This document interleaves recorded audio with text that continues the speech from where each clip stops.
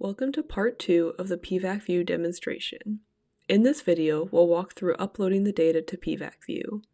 Once the app is launched, we can either load in a full demo dataset from the HCC 1395 cancer cell line by clicking the Load Demo Data button, or we can choose to upload our own dataset. If you have any questions regarding the usage of the app, we have a Help button on the top right corner, as well as a basic instructions with links to individual steps in our pVACview documentation. Here I will walk you through the steps of uploading all the required and optional inputs using the HCC 1395 dataset. There are two required inputs for the app. The first one is a TSV file containing an aggregate report of all neoantigen candidates. Users will then need to specify whether it is Class 1 or Class 2 data being uploaded.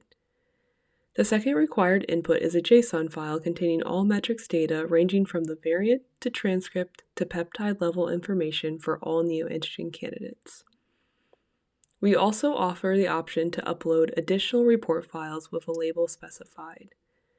This is a convenient way for users who, when analyzing Class 1 data in detail, also want a basic idea of Class 2 results for their candidates and vice versa.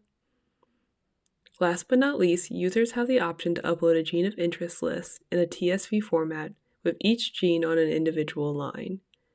These genes will be highlighted in the main aggregate report table in the Explore tab.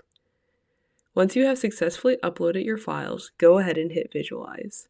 This may take a couple of seconds, but the pVACview app should direct you to the Explore tab shortly.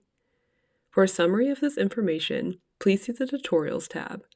For further documentation, please refer to the pVAC Tools GitHub page and the Read the Docs website.